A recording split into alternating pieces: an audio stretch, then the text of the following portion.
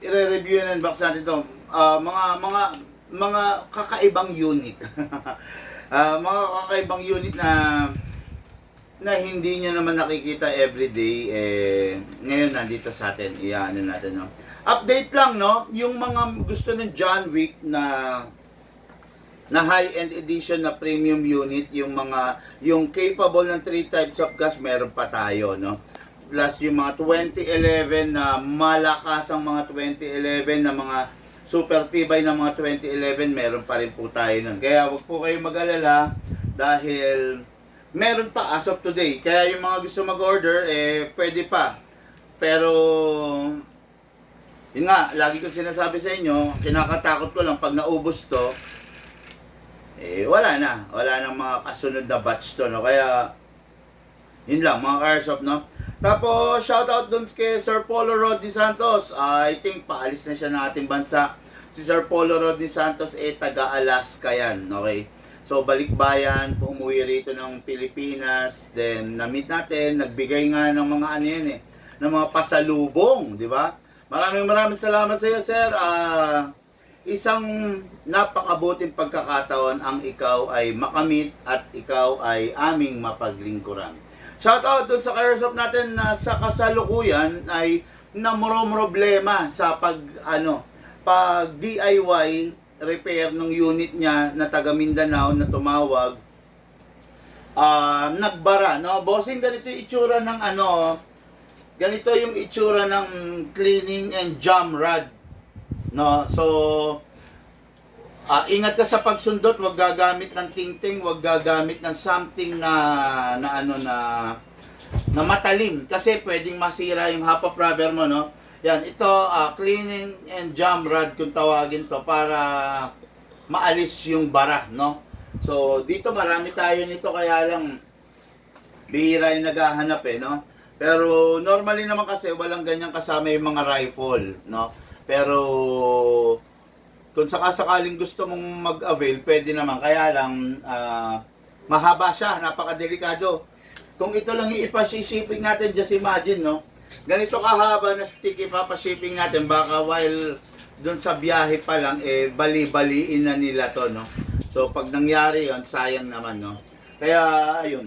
Tapos, isa pa, shoutout, good day and good afternoon sa inyong lahat mga Airsoft, no? Again, review and unbox tayo ng mga unit, no? Ng mga ating Airsoft. Darren Paulo, Pamo Havines. Good day, boss, big man, sabi niya. Hello po, good day po. Redimar de Los Santos, perfect timing. Hello sir, perfect timing po. Nandyan po kayo, no? Okay, so ngayon mga Airsoft, still baka next week makapag-report na yung gunsmith natin, no? Kaya doon sa may mga pending repair, pagpasensyaan nyo na po. Tulad nga sinasabi ko, tao lang rin po yung gunsmith natin, tao lang rin tayo. Kumbaga, yung gunsmith natin hindi naman robot, meron rin pinagdadaanan, meron ding mga pamilya na dapat asikasuhin, no? So, baka next week makapag-report na Monday, so pipilitin natin na maresolbahan lahat ng mga pending na for repair na unit. Okay? Ngayon mga Airsoft, iba to. Okay? Nakikita niyo naman may mga John Wick tayo na full steel. Pero iba to. This is a Sun Viper. No? What is good and special about the Sun Viper? Sun Viper is a popular unit din na ginamit ni John Wick. No? Sun Viper, iba yung color niya kaysa dun sa conventional John Wick na nakasanayan natin, na nakasanayan nyo. Kung mapapansin nyo yung color niya is sand talaga. Sun Viper nga to. This is the high-end version of the Sun Viper. Then equipped na rin with a scope na nasa ibabaw. Napakaganda, napakatikas niya kasi 5.1 na siya, no? Hindi siya yung mga maliliit na version, no? Plus meron pang scope na nasa ibabaw na naka-attach na talaga namang pro level yung datingan niya. Ayun. Diba? Okay, what is good and special about this unit is naka-upgrade na rin to. Number 1, ayan. Tabi nga muna natin to. Okay. Okay, by the way, no, mga Airsoft, unit to ng ating Airsoft from Milagrosa, Puerto Princesa, Jopet, Salva. Okay? Ito yung unit niya. Ito yung high-end version ng John Wick Sand Viper. Kung makikita ninyo, kalugin natin, wala kang maririnig. Kalugin natin to, wala kang maririnig. Kasi high-end version siya. Pakita ko sa inyo yung low-end version ng Sand Viper, ha. Kung makikita nyo to, ang ganda ng kulay. Ito, malatayong kulay, no? So, ito yung China version ng Sand Viper. Kasa natin. Kalugin natin. Okay, yan ha. Pag ganito yung unit mo, walang kwenta yan. Pag ganito yung unit mo, patapon yan. Pag ganito yung unit mo, gawang Lunes, sirang Martes yan. Tandaan mo ha, okay? Pakita ko ulit. Ito yung high-end version. Ito yung low-end version.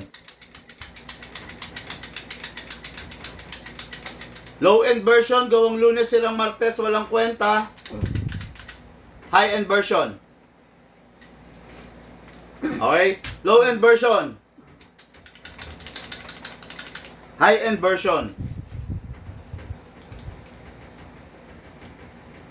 Okay? High-end version. Low-end version. Ikaw na ang bahalang pumili kung anong gusto mo. Kung ikaw yung tipo ng tao na magtsatsaga sa unit na gawang Lunes, sirang Martes, dito ka. Kung ikaw yung tipo ng tao na walang respeto sa sarili niya, kung ikaw yung tipo ng tao na okay lang sa'yo gumamit ng pipitsuging unit, dito ka. Pero kung ikaw yung tipo ng tao na ginagalang mo, nire-respeto mo yung sarili mo, ikaw yung tipo ng tao na naghahanap buhay ka, ngayon bibili ka ng gamit mo, gusto mo yung maganda, yung maayos na gamit, dito ka. Okay? Again, walang kalog dahil high-end version to, naka-fix outer barrel, lahat naka-upgrade. Ngayon, ito, kung ikaw yung tipo ng tao na wala kang respeto sa sarili mo, pwede mong gamitin to. Okay? Kung ikaw yung tipo ng tao na gusto mo bumabaril ka lang sa hangin at hindi mo na-hit yung target mo, pwede mong gamitin to. Okay? Pero kung ikaw yung tipo ng tao na nire-respeto mo yung sarili mo dahil nagtatrabaho ka ng maganda, nagtrabaho ka ng maayos para makaipon, para makabili ng maayos na gamit, huwag ka dito. Bigyan mo naman ng kaluguran yung sarili mo, maawa ka sa sarili mo. Kung ito rin lang magiging unit mo, huwag ka na lang mag-airsoft, okay? Ako, advice ko lang yan, no? Straight advice, walang halong bola mula sa inyong lingkod, big man, no? Wala akong panahon para makipagbolahan, wala akong panahon para makipagbonjingan doon sa mga taong hindi naman marunong tumanggap ng pangaral, ng payo, ng advice, no? Kung ikaw yung tipo ng tao na gusto mo putyo-putyo yung unit mo, pwede ka na rin sa mga putyo-putyo na unit, no? Pero kung gusto mo yung quality na unit, dito ka sa Big Man. Lahat ibibigay sa'yo, hindi ka bobolahin, lahat na makikita mo totoo. Okay? This is the John Wick Sand Viper. What is good and special about this magnet? This is a full upgraded unit. Number 1, naka-fix outer barrel. Number 2, naka-fine tuning, naka-trigger job. Number 3, naka-hammer protection pad. And number 4, upgraded na ng scope. Di ba? Napakatikas, napakaganda. Anong meron niyang unit na yan? Okay, tayo natin siya. Okay. Anong meron niyang unit na yan versus dito sa unit na China? Itong unit na China, tingnan nyo. Hindi siya full steel. Itong unit na to, full steel. Oh. Ano mas matibay? Alloy or bakal? Mas matibay, mas matigas ang bakal. Okay? Yung baril natin nagbo-blowback, yung baril natin maraming moving parts sa loob.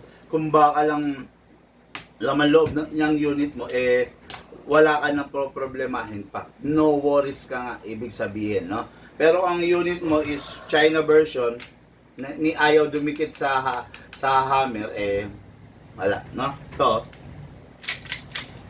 tingnan nyo, ito normal to, dapat pag kinasa, ayan, naglolo ko lang. Ayan, okay na kanina, ayaw mag-open slide, ayan, no? Saklap kung ganito yung unit mo, ayan, no? Ang saklap kung ganyan yung unit mo, no? So, nakakaiyak lang, no? Nakakaiyak. Nag-ipon nag-ipon ka ng pera, nagtabi ka, hindi ka kumain ng ilang araw, hindi ka kumain ng lumiban ka sa mga pananghalian para makaipon. Tapos mabibili mo yung walang kwentang unit. Sa crap nun. No? Kaya nga sinasabi ko sa inyo, dito sa Big Man, papayuhan kayo. Kung yun rin lang ang pera mo, tapos mapupunta ka lang sa unit na China, huwag ka na lang munang bumili ng unit. Dagdagan mo pa yung ipon mo. No? Kasi kung yun lang ang pera mo, tapos ibinuhos mo pa sa unit na walang kwenta, putya, mapapamura ka na lang. Diba? Kasi naghahanap ka ng mura eh. Mapapamura ka. Pero kung ito yung pera mo, tapos dinala mo sa unit na mag-e-enjoy ka, na quality talaga, kahit lumiban ka ng almusal ng tanghalian, okay lang. Kasi pakiramdam mo, nakabili ka naman ng unit na quality.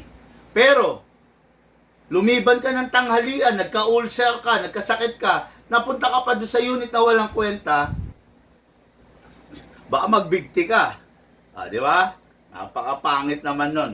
Kaya, dito tayo sa unit na may kwenta, no? Unit ng ating Airsoft, Jopet Salva of Milagrosa, Puerto Princesa. Okay? Palawan yan. Okay? So, remove the magazine. Saluhin. Okay. So, this is the magazine. Ang magazine, maximum of 27 rounds. Napakaganda, napakadami na. Hindi ka na kahit wag ka na mag-extra magazine, talaga mag-e-enjoy ka. Okay? Ngayon, kunin natin silicone oil, syempre. Kunin silicone oil, then press the valve. Press the valve, pindutin, then spray. Okay, after that, na-press natin, hayaan natin pumasok yung oil. Tapos, spray na natin to sa ilalim. Okay. Itong unit na to, ang naka-fine tuning, naka-trigger job, so upgraded. Ibig sabihin, napakatipid niya sa gas, pero malakas yung FPS niya. Okay, yun ang advantage ng unit na upgraded. Pero, itong unit na to is capable only of 12 kg. Hindi siya pwedeng mag-14, hindi siya pwedeng mag-CO2. Okay lang yun. Kasi sa 12 kg pa lang, napakalakas na niya. Hindi mo na kailangan mag-14 kg, hindi mo na kailangan mag-CO2. Kasi sa 12 kg pa lang, ibibigay niya na yung lakas niya. Upside down, then press down. 1 and 2. Okay, 2 seconds. Sobra-sobra yan para sa isang puno. Bakit 2 seconds lang, Big Man? Kasi po, upgraded po ito. Hindi po to unit na putyo-putyo, no? Upgraded po ito. Pinapatipid namin sa gas, pero tinataas namin yung FPS. Okay? Ngayon, kuha tayo ng reloader. Hatakin pababa yung spring. Put your right thumb here all the way. Then, dito shoot yung bala. Pump lang po tayo. Okay, after that, bungi-bungi, di ba? Halugin ninyo sideways para umalign. Okay? Then, pasok sa unit. Kasa. Ay, sorry, wala pa palang oil to. Lagyan natin ng oil dito sa gilid. Then, lagyan rin natin ng oil dito sa gilid. Okay. Bago natin i-fire to, pakita ko muna sa inyo, no? Yung function.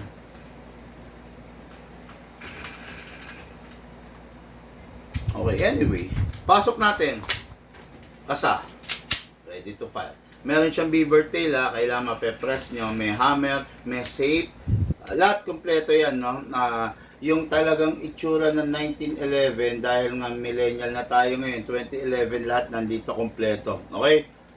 Napakaganda nito, napakasarap. John Wick Sand Viper, Jopet Salva, Milagrosa, Puerto Princesa City, Palawan. Unit mo, ito sir. Firing po tayo. Firing!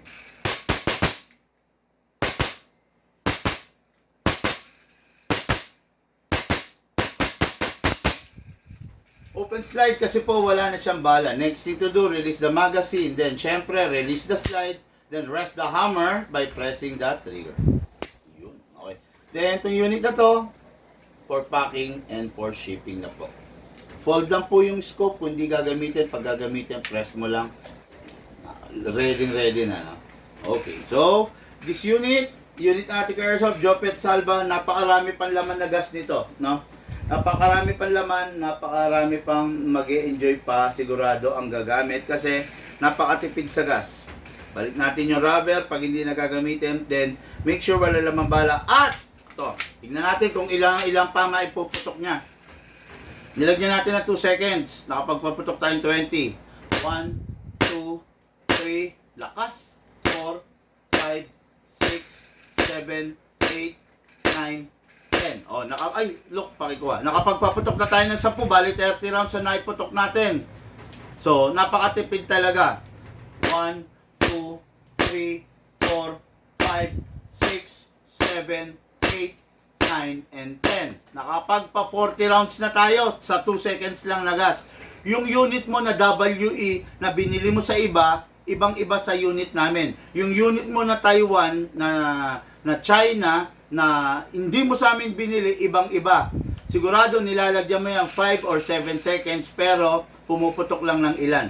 Pero yung unit namin, 2 seconds lang nilagyan ng gas, pumuputok na ng 40. Meron pa, ang lamig pa yo. Grabe, ang lamig pa niya. Pumuputok na ng 40. So, tignan natin. Partida, ang lamig niya na. 1, 2, 3, 4, 5, 6, 7, 8, 8. Oh, 48. Partida, ang lamig ha. 48 rounds, pumutok yung 2 seconds namin. Okay, ganun kaganda ang unit namin kasi upgraded at saka naka-fine tuning, naka-trigger jack. Okay, itong unit na to, for packing na po and for shipping, going Milagrosa, Puerto Princesa City, Palawan. No? Okay, next unit natin is unit natin kay Airsoft. Reggie Lucero, Lupi, Camarines Sur. Okay, ito yung unit niya, the Micro CQB, by the Scion Arms, no? Bali, ang ganda nito unit niya. Micro CQB, ang liit lang niya. Plus, ito, binilan din niya yung anak niya, no? This is a, how do you call this? Uzi Ingram, no? Napakaganda niya. So, pang kids talaga to. This is around 250 FPS. Malakas na rin, di ba? Kaya kung mapapansin ninyo, this unit is battery operated and battery operated. Buksan natin, ha. Pakita ko lang sa inyo. May battery. Okay, this unit is powered by a AA battery. Napakaganda niya, oh. Makikita nyo. Wow naman! Nabubuksan dito sa ibabaw para lalagyan ng bala. Napakaganda, oh. Okay, no? Yan, ganda, oh. Tapos ito na, fully extendable, oh. Yun, oh. Yun, oh. Oh, di ba? Ayan, oh. Di ba? Napakaganda nitong unit na to. Tapos, lagyan natin ng battery. No? Powered by a AA battery. Siyempre, lagyan natin para masaya, di ba? Okay, then negative. Then, siyempre, positive. Positive, yun. Okay. Diyan nilalagay yung battery. Dito sa babang part, no? Okay. Yan. Ngayon, single fire. Ay, single lang to, di ba? Uy. Wala na yata ang power itong binigay mong battery o mali ako? Mali ako. Mali ako ng orientation.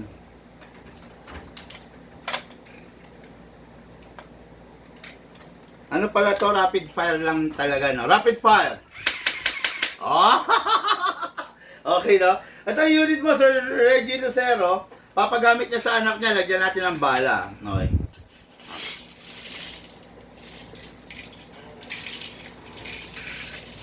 Hop. Yan. Ano to, 150 rounds ang kayang ilagay dito, no? Napakasarap nito unit na to, budget meal lang to, no? Para sa mga anak nyo, para sa mga chikiting nyo, na siguradong mag-e-enjoy, no? Ayan, napakagandang gamitin nito, ayan mga Airsoft, no? Dali. Yan, okay. Balil tayo, ha? Ito, ganda, no? Ikaw, gamitin mo sa labas, ubusin mo. Napakaganda po nito para sa mga chikiting nyo, para sigurado mag-e-enjoy. Tingnan natin kung malakas. Aray! Malakas, sakit din? Sakit, no? 250 FPS eh. Try mo sa atin mo. Ayan, ayan yung unit natin, Airsoft. Napakaganda, pwede sa bata, pwede ipamigay sa bata. Ayan, sa mga anak natin yan, pwede ipamigay. Sigurado mag-e-enjoy. Okay? Next unit natin is yung unit natin, Airsoft. Reggie Lucero of Lupi, Camarines Sur. What is good and special about this? Itong unit na to is a micro CQB unit powered by a live poly upgraded version.